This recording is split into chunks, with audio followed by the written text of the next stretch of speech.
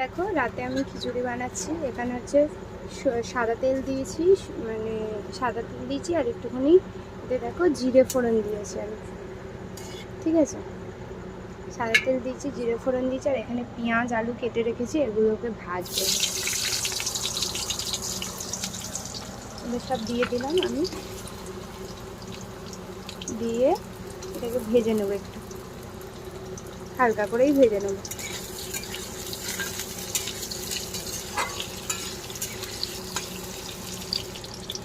এখানে পেঁয়াজটাও দিয়ে দেবো, একেবারে দিয়ে ভেজে নেবো পুরোটা।